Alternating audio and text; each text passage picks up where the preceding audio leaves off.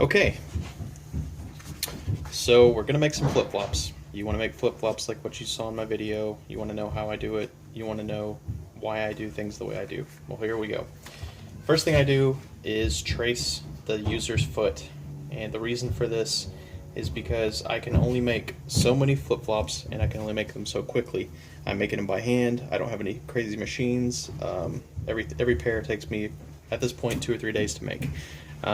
And they're expensive to make. They take a lot of leather. I can't afford to have sizes sitting around that won't sell or take too long to sell. So I take a custom order. Also, I'm not just a flip-flop maker. I make a lot of different things. This just happens to be one of those things. So I don't focus all of my time in trying to have a pile of flip-flops to sell.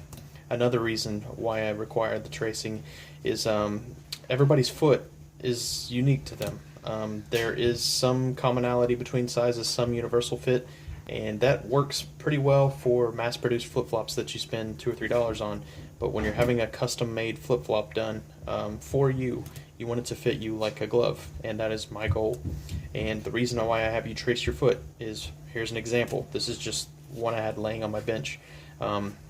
Based on this person's feet, the length of the foot, they are a size 8.5 on the right foot. On the left foot, they're a size 9. On the width of their feet alone, they're a size 10 US. And so if I made this a standard size 8.5 based on the length of the foot of their foot, I would have the sides of the flip-flop too narrow. Their feet would actually hang over the sides when they compress and put their weight on the shoe, most likely. They could just hang off all the time. So I either make a flip-flop that's a size 10 that's way too long, because that's what it needs to be for their width of their foot to be right, and they're a size 10 in width, so the size 8.5 in length is what they actually need to be. So I've got an inch and a half, well, not an inch and a half, but I've got a substantial amount of length on the back of the flip-flop or the front that doesn't need to be there. So there might be a time when I'm able to just make 100 flip-flops a week using some wild machines and different things, and I can afford to just make a bunch of sizes, send them out, and then hope for the best. But at this time, that's not how I do things. And so I have the user that wants the flip-flop trace their foot as accurately as possible. The most important thing I need to know is the width of their foot, the length of the foot, how deep their big toe is from their second toe, and then I have a good idea of where I need to space the thongs in the rear. And a lot of that's trial and error. And on your first pair, the best thing to do might be to just make them for yourself. You might have some issue. You might not be totally happy with how something goes, and so I recommend make yourself a pair, make yourself 2 pair, or maybe you and a friend or spouse or whatever, and try that out. But anyway, that's my initial. This is step 1. Get the pattern, figure out who you're making them for, and start sketching. And then what you want to do is actually come up with your flip-flop shape, the sole shape, and you want to make sure that it fits both feet. And you want them to be the same. You want them to match. So if the person's foot, in this instance, is a little bit long, which is fine, but the width is exactly the same, so that's perfect. But if their foot happened to be a little bit, substantially wider on one side than the other, you kind of have to find a sweet spot that meets both. So what I'm going to do next is actually find a shape that works for both feet, and that'll be the sole, the main shape of the flip-flop.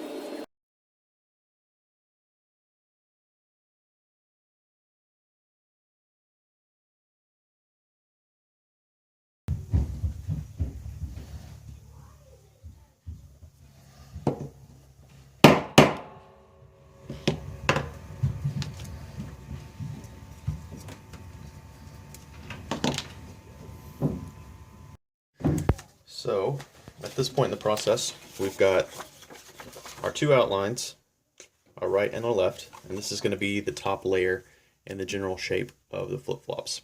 I usually punch a hole. At this time I'm using a 25/64 circle punch to punch the hole through. Basically what I do is put the foot on each of these patterns, or the tracing, and mark the depth that I want between the big toe and the second toe. And then I put these together and kind of find what's the most centermost point that I could use for it to be symmetrical on both shoes, and I punch that spot. I usually go with the one that comes back a little bit further because I'd rather the toes be further from the edge than hanging over the edge. Not that either one's probably going to result in that, but just to be safe. And next, what I do is I make another pattern that's just like the top layer, but this one is going to be the beginning of where we're going to have the midsole, which at this point I'm going to, this is a 1 1/8 inch square that I'm going to place very carefully in a position that I like. And what that is going to be is a cutout for the thong to be sewn into the midsole. What you want to keep in mind is with the thong, this is my general thong shape. This part will be sewn to the sole, this part will be sewn to the thong, and this part here will actually be wetted or wet and then pulled back and sewn. And that seam right there is going to be between your toes. And so you want to think about where that seam is going to be when you're placing the square. And I like to do it a little bit angled like this, to where the seam isn't rubbing against the big toe. If anything, it's rubbing against the second toe. But you know, ideally it doesn't rub against anything at all. But we have to at least plan for that. So what I'll do is I'll choose a position that I like, and I will trace it on to the top pattern, and I will cut through both so that we have the same symmetrical pattern on both flip-flops. I do the same thing when I'm punching the hole on the top layer. I make sure that they're stacked together, and I punch in the same position because I want these things to be identical. I don't want to look at them and see that I've punched a hole here on this one and a little bit higher on this one, and that my squares are off center and different things. I want symmetrical patterns. So that's where we're at now, and we'll continue on. Here's the placement I've chosen, and if you'll notice, the square goes about halfway through the hole. That's the goal anyway. And then I'm going to cut through, and I'll have the same square hole in both of my left and right feet. So that's the next step. Okay, so we're moving on to placement of where the thongs are actually going to go into the sole. A couple of different tools you might need for this, and what I'm about to describe is, here's one of my early flip-flops, which is a design I just did once to try to kind of figure out if this would even work. But anyway, this is the area we're about to work on, just so you can get a visual on what it's going to look like when it's finished. We punch the two oblong holes, and the strap will continue underneath the sole, and we'll stitch the ends together in the center of the sole. And you probably could get away with stitching closer to the edges, but this is just kind of how I did the first pattern. Anyway, so what I do is I make a little pattern that I can use on the flip-flop to place the holes. The thong is actually a 1-inch thong, and so I like to punch the holes out at about 1 1/8 inches to give me some room for the thongs to go in. You probably could get away with 1 inch, but you'll have some friction of the thong rubbing and moving around, and this just seems to work if I give myself about 1/8 of an inch of play. So that's the reason for that being the 1 1/8 inch hole punch. And these are some different punches you can use. Neither of these are the right size. I use a 1 1/8, but these are both 1-inch punches. This one's just an old busted one that I have that's been chipped out, and this is just a cheap one from Tandy. And I'm sure you can find something like this cheaper, maybe on eBay or something like that. But like I said, I use 1 1/8 inch. What I actually use to punch the holes myself on these is this little die that I got off eBay, which came in this set, and it was just a few dollars. So you'll get a bunch of different shapes, and very much worth what they charge for them. But this is the size I use, and the measurement on this is I space it out. Let's see. The midsole The midsole is going to end up looking something like this, where we have the thong square cut out for the thong to be sewn to the sole, and then the midsole is also going to have this whole area cut out so that the thongs themselves have a place to go underneath the top layer of leather, and you can sew it in there. So we have to cut this hole out of the midsole, which this measurement is 2 1/8 by 1 1/8. That's the spacing I use. And on the very top piece of leather, which is this one right here, we're going to place and punch those two 1 1/8 inch holes. And placing them is probably one of the trickiest things to wrap your head around when you're making flip-flops, especially if you're making a bunch of different sizes. I haven't figured out a formula that's 100% on everything, on every type of person's foot, but I also haven't had a problem with how I've selected it. So I feel like there is some leeway and some forgiveness here. I don't think it's going to make a huge difference whether you're at this location or this location. The point of it is we get past the bulk of the foot, and right where it begins to taper in, that's where we want the thong to actually come across the person's foot. So my placement will probably be somewhere in this area, and it might look pretty far back, but if you actually compare it to a flip-flop you have laying around, that's about where it should be, and that's what I'm going to go with. So I'm going to go ahead and slot my two patterns, and we'll move on to the next step. Okay, so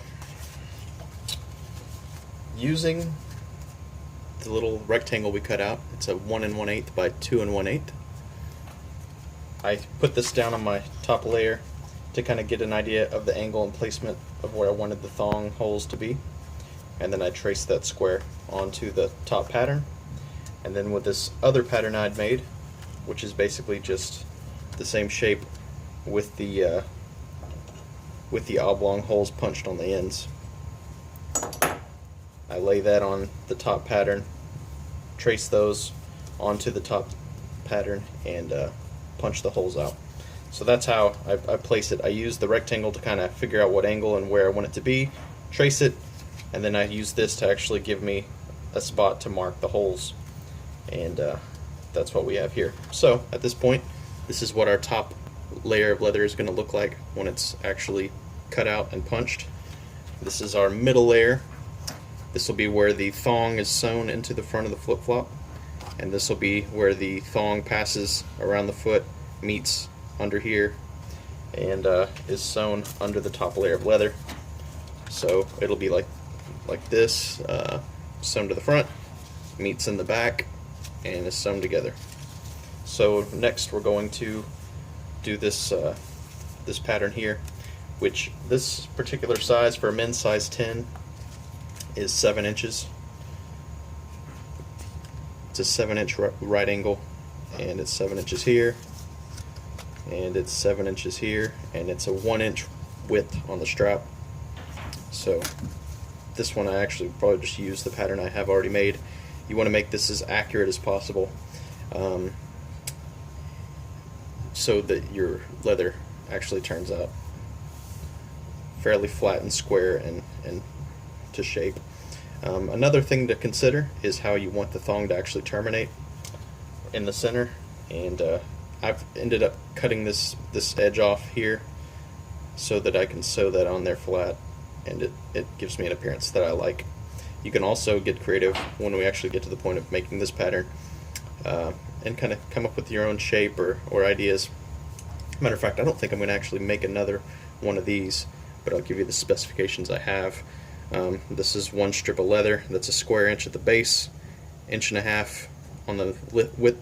The length of the middle is 1.5, and then the top is 1 inch, and it's roughly, let's see, 3/4 of an inch wide, and then a square inch at the bottom, and it's a total of 2.5 inches long on this section. 1 inch, 1.5 inch, another inch here, so that gives you an idea. It's a full 3.5 inches. The top section is 1 inch, mid section is 1.5 inches, bottom section's 1 inch, and I just, when I cut this out, I notch these little corners here I use the graphing paper, which seems to help, just to kind of keep things center. And I highly recommend you do the same. So you get the idea on what these look like. But I don't have to really. There's really no. There's nothing tricky about cutting these two patterns out. When it comes to different sizes of shoe, you will have to kind of vary on the length of this. This strap length will vary based on shoe size. This is a 7-inch, which is fine for like a men's size 10, probably anything from 9 to 10 and a half, 11. So 7 inches works, and you just kind of have to feel it out from there. If I had more different sizes completed, I'd give you some more reference material for that. But I can say that a women's size 6 is about a 6-inch strap. So you could probably get by with doing quite a few sizes with just the 7-inch, and maybe a 6-inch when it comes to women's sizes. So just something to consider. But moving on, I'm going to go ahead and trace these onto the leather and get them cut out. A few thoughts on leather before I get into actually making my flip-flops. This is what I typically use. This is some veg tan leather. This is a piece that's pretty old, but I just happen to have lying around. And this is what I would use for like the top layer of leather on the flip-flop. It's durable. It's pretty thick. This one is, let's see, a little over an inch, or a little over an eighth of an inch thick. So that gives you an idea on what to look at. This is veg tan leather. This is something you can get at Tandy Leather for, you know, maybe under $100 a hide. You could get a pretty good sized piece of this. So one of the good things about it is the cost and the durability, the ease of tooling it if you decide to tool it. One of the drawbacks is you have to dye this, and so if you have to dye something that's going to be in direct contact with people's skin, you have to consider what kind of dye you use, and you want to make something that's not going to wear away. And if you want to avoid this issue entirely, and you can go with an oil tan leather, which this is what the leather looks like if you buy an oil tan hide. This is some Kodiak brown leather from Tandy, and it's really nice stuff. And they make it in black. They make it in a lot of different colors. It's not nearly as thick. It's probably around, I mean, it's significantly not as thick. It's probably closer to a 1/16 thick, which is pretty thin stuff. But you know, you can always layer it up. You could even consider using veg tan as a base with the leather, the oil tan leather on top. But then you have to consider the overall thickness of the flip-flop, the weight. So just something to look at. As far as how many layers of leather you'll need, for the top layer, that's the nice piece of leather you want to use. That's the finished piece that you want to look at. For the middle layer, you can kind of use something different. What you want to do is make sure that it matches the thong, and the reason for that is you don't want a thong made of super thick strap or super thick leather like this that's going to be hiding in a midsole that's half the thickness of it. So you want to make sure your thong straps match the thickness of your midsole. And to do that, the easiest way to do that would be to just make the midsole and the strap out of the same leather. And I do that. And the leather I use is another piece of veg tan that's a little bit not nearly as thick. So whereas that's about right on an eighth, this is closer to around 3/16. So anyway, just some things to consider. So you can either use, you know, you could just buy this particular hide and use it for everything, and that would work. Or you can consider getting some thicker, stronger, tougher veg tan with a thinner midsole. Or you can go the route of the oil tan leather, which one of the benefits of the veg tan is the cost, whereas with these oil tan hides, if you get a large piece, it could cost you several $100s. So that's something to consider as well. And a reason why I don't use it is pretty much just because of the cost and the tooling, the ability to tool this is just not something I'm used to doing. So anyway, just some things to consider, and to, you know, if you're planning a project yourself. So a quick point I wanted to bring up. Earlier I mentioned I was planning to punch a 1 1/8 inch hole with my oblong punch here. And I've got a couple of different examples of how that ends up looking.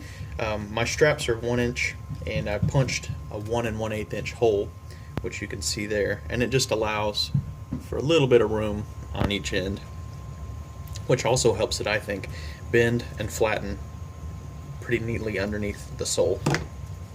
This is what it looks like if you punch a 1-inch hole, which works well if you want a snug fit, and it also seems like it might bind a little bit more and cause a little bit more bulk here, but that I could be wrong, but it also just, it looks different, but it sure looks a lot cleaner, so I'm debating whether or not to continue just using the 1-inch punches going forward.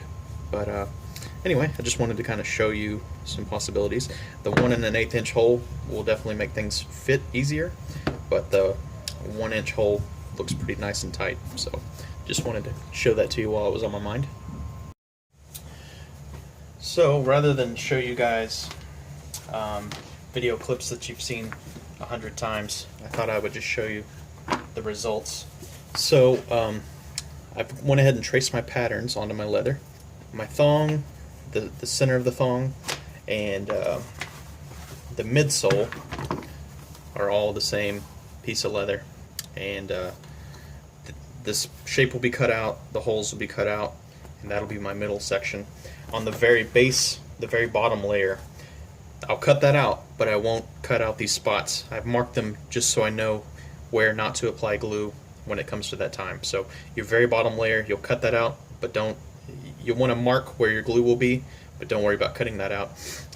I'll explain that better later on when we get closer to that point. So this will be your third layer, and your top layer, which I've used the thicker leather, is right here. We've got this top layer pattern traced out. I went with the 1 1/8 inch oblong holes. I kind of wish I had gone with a 1-inch. Don't think that there's much I can do about it at this point. And then we've got the thong hole up front, which is a 25/64 round hole. So just wanted to give you an update. I won't record cutting these out. I just wanted to tell you where I'm at in the process.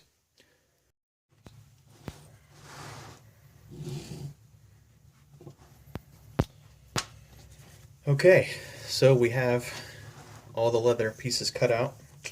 I'll start with this. I don't really know what the name of this is yet, but I'm going to figure that out. I'm just going to call it like the thong, the center thong, something along those lines. Anyway, I've cut these shapes out. I notched them at the 1-inch mark right here, and right above where it squares off at the base. So there's about a 1/4 inch cut here, 1/4 inch cut here, and then 1 inch from the top. I cut it about a 1/4 inch in, and that's what the top straps that will hold the thong to the sole. That's how they start out. And then we've got our 2 thong straps cut out, 7 inches in length, going each direction. And I've still got some work to do on those to flatten them out and get the edges cleaned up. And then here is the main flip-flop itself. You can kind of see a bit of a sheen on this. That's because when I'm punching these holes, I usually try to press the leather down, slick it down a little bit. I should be using a glass slicker, but I don't have one yet. I use this little rolling pin type device. I think this is used in like a kitchen strainer. But anyway, I just kind of roll the leather flat, make sure there's no like little unforeseen bumps or imperfections that I don't anticipate. So it gives it a little bit of a sheen in the process. But anyway, so I've punched my 2 holes that are based on my pattern. And I went ahead and went with 1 1/8 inch holes, although I probably will do 1 inches going forward. And then I punched this round hole at 25/64. And then we've got the midsole, which is going to allow the thong to meet here and be sewn to the top, and is going to allow the front of the thong to be sewn to the bottom layer of leather, which is here. And so that will be sewn through. This void here is just going to allow a space for the thong to come back and actually meet under the person's foot. And this is pretty close to the arch, which is not a spot you're going to actually feel it. So most of your weight is going to be pressed right here, and the arch of your foot should hide a lot of the raised stitches or anything that you might be worried about. And then we've got the bottom sole, and I've just simply marked where I don't want to glue. Is I'll put cement everywhere except these 2 voids, and then I'll glue these 2 together. And then when I'm ready for assembly of the thong to the top sole, I'll put glue in these 2 spots, smash them all together. We've got three pieces. and then once I prep for sewing and everything else, we'll end up gluing our rubber sole to the bottom. So that's where we're at this point.